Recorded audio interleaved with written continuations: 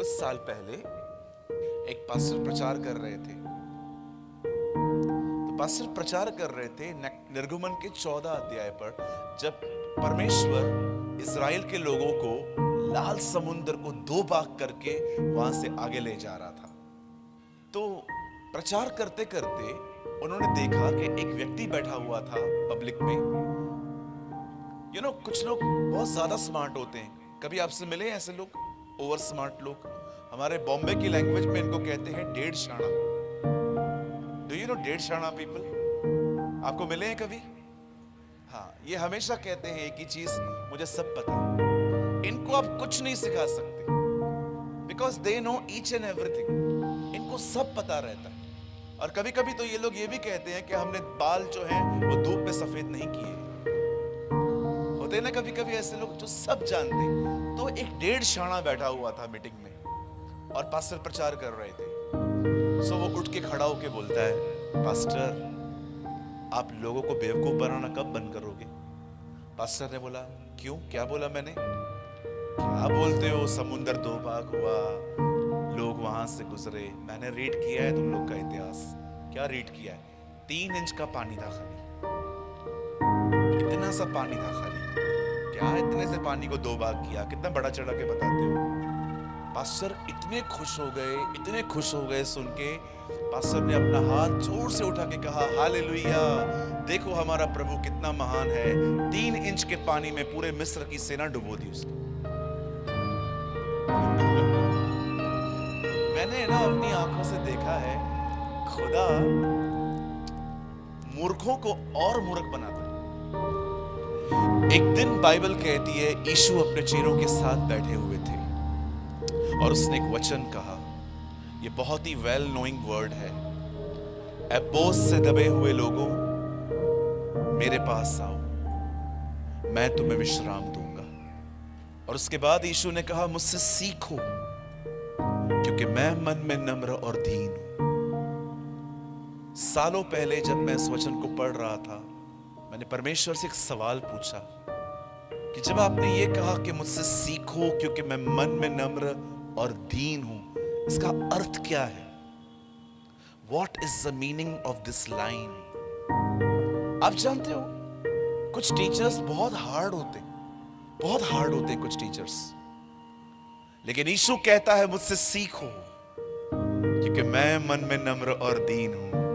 इसका मतलब क्या है? जब तक तुम नहीं सीख पाओगे मैं तुम्हें सिखाता रहूंगा।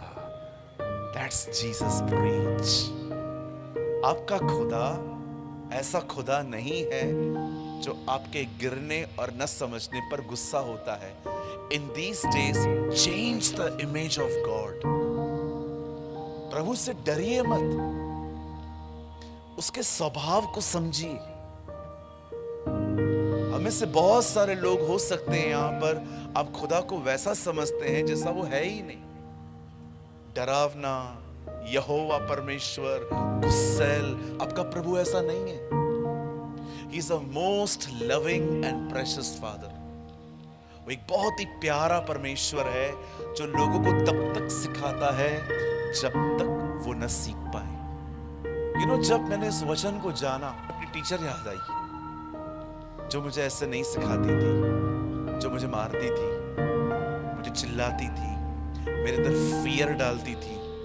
लेकिन आपका परमेश्वर ऐसा नहीं है। आज हो सकता है आप में से कोई ऐसा सोचता हो कि ब्रदर मैं अपने मसीह जीवन को कभी वैसा नहीं जी पाया जैसा मुझे जीना चाहिए। मैंने हमेशा पाप किए, मैंने हमेशा गलतियां की, मैंने हमेशा खुदा के खिलाफ काम किया। कई बार तो मैंने ऐसे कुछ किया जो बिल्कुल भी ठीक नहीं है, जो बड़ी शर्मिंदगी है। और अब आपके अंदर हो सकता है एक इमेज बन गई हो कि परमेश्वर मेरे साथ नहीं है। पर आज मैं यहाँ से खड़े होकर आपको कहना चाहता हूँ, वो परमेश्वर आपको फिर से उठाना चाहता है, वो परमेश्वर आपको फिर से सिखाना चाहता है। And he loves you. अरे वो नहीं सिखाएगा तो कौन सिखाएगा? वो नहीं चलाएगा तो कौन चलाएगा मुझे? आइए मेरे साथ खोलिए पहला शमूएल उसका 30 अध्याय, और मैं आपके लिए पढ़ता हूं 4 वचन। तब दाऊद और वे लोग जो उनके साथ थे चिल्लाकर इतना रोए कि फिर उनमें रोने की शक्ति नहीं बची। कभी आपने इस बारे में सोचा है, कोई रोता है तो क्यों रोता है? आई नो आप में से बचपन में बहुत सारे लोग रोए होंगे और हो सकता है आप अभी भी रोते हैं कई बार। मैं तो रोता हूं। जानते हो रोते क्यों हैं हम इसलिए रोते हैं क्योंकि हमें ठेस लगी है। जब दिल टूटता है तब आंसू आते हैं। एंड समटाइम्स रोना बहुत अच्छा होता है। Just release your pen.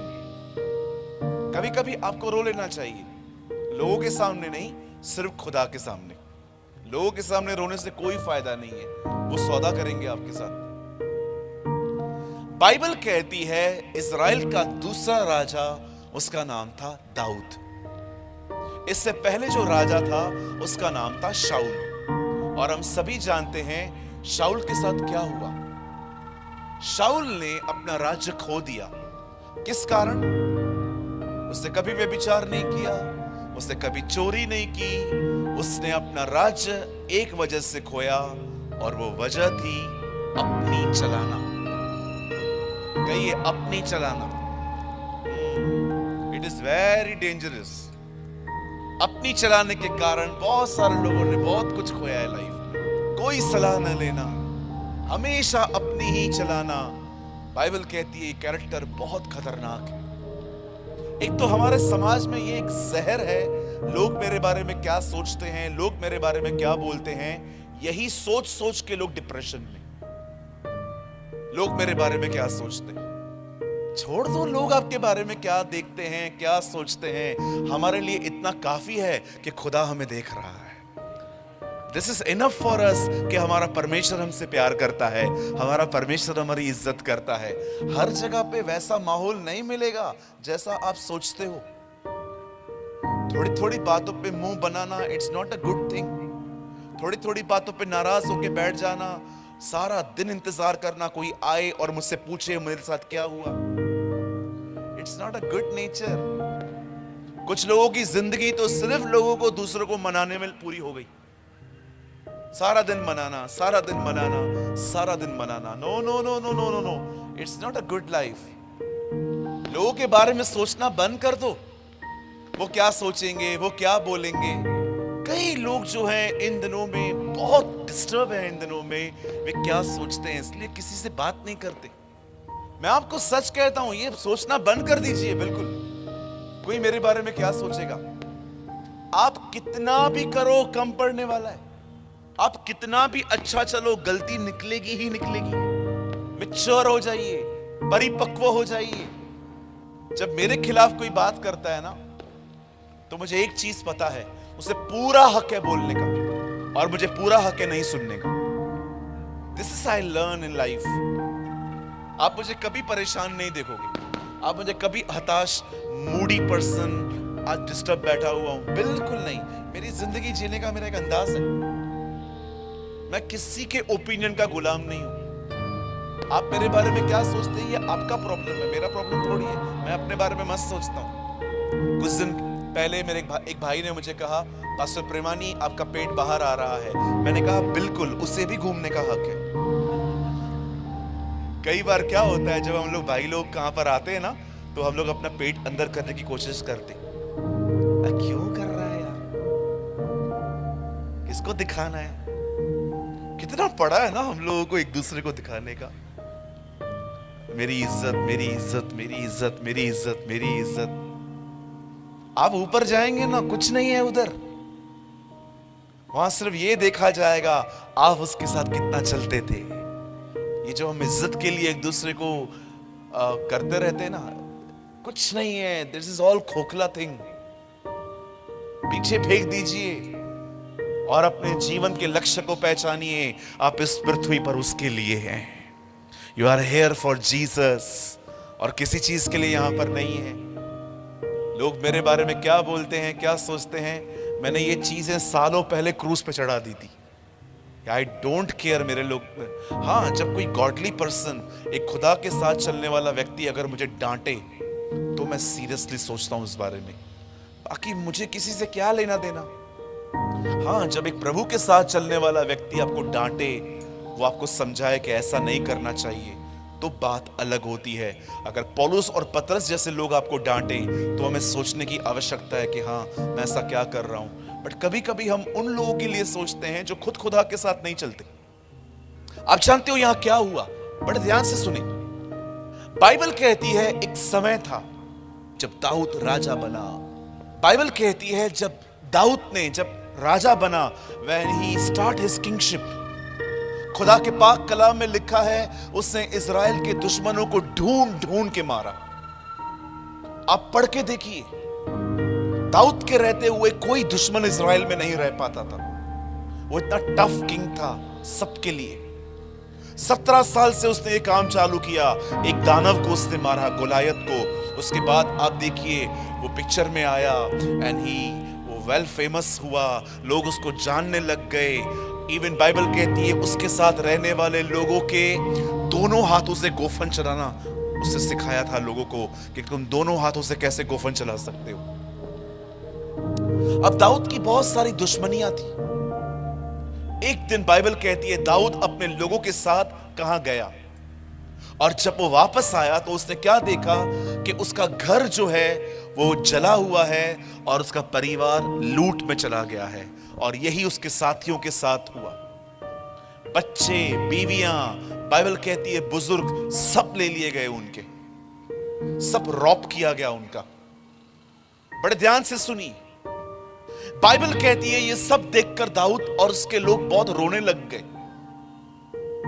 क्योंकि वो बहुत अटैच थे। अब जो मैं आपको कहना चाहता हूं, बड़े ध्यान से सुने। जिस समय आप रोते हो उस समय आप इमोशंस के वश में होते हो। और मैं आप में से हर एक को कहना चाहता हूं, शैतान हमेशा आपको यहीं पर फंसा कर रखना चाहता है कि आप हमेशा हर्ट रहें, आप हमेशा ठेस खाए हुए रहें। आप कभी भूल न पाएं कि आपके साथ क्या बुरा हुआ है, आप कभी भूल न पाएं कि आपके साथ क्या गलत हुआ है। आज बहुत सारे जो लोग हैं उन्हें नई शुरुआत क्यों नहीं मिल रही है? क्योंकि वे अपना पुराना खत्म नहीं करना चाहते। चलिए मैं मानता हूं कि आप में से यहां पर बहुत लोग होंगे जिन्होंने किसी न किसी वजह से ठेस खाई है। हो सकता है आप शादी के बाद आप ये फील कर रहे हो मेरा डिसीजन रॉन्ग था। हो सकता है आप किसी के साथ बहुत लॉयल थे पर वो आपके साथ लॉयल नहीं था। हो सकता है कि आपने अपने जीवन में किसी से इतनी ठेस खाई है कि अब आप उसको माफ नहीं कर पाते। आपको मन करता है कि उसके साथ गलत हो, उसके साथ बुरा हो। एग्जैक्टली डेविल आपको हमेशा यहीं पर देखना चाहता है। आप अपने इमोशंस पे फंसे हुए रहो। मैं आप में से हर एक को कहना चाहता हूं, यहां से बाहर आना बहुत जरूरी है।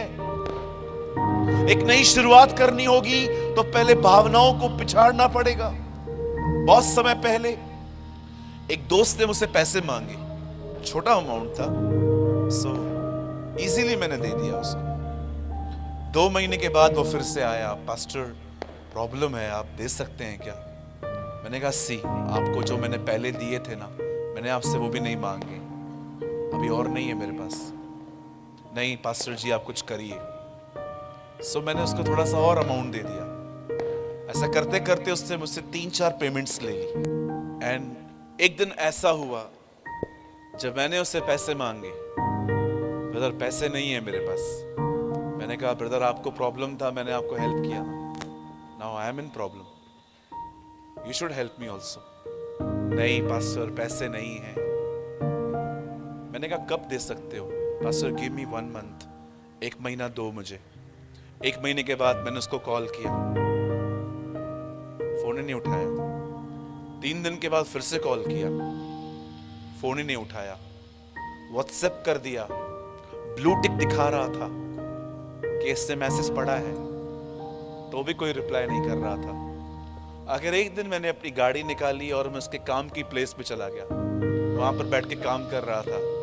मैंने कहा ब्रदर इट्स ओके, आपको नहीं देना है, एटलीस्ट मुझे बता दो माय माइंड इज रूमिंग, मेरा दिमाग चल रहा है। पास्टर मैं आपको पक्का दे के जाता हूँ 5 दिन के बाद। और 5 दिन के बाद जब मैंने उसको कॉल किया, स्विच ऑफ।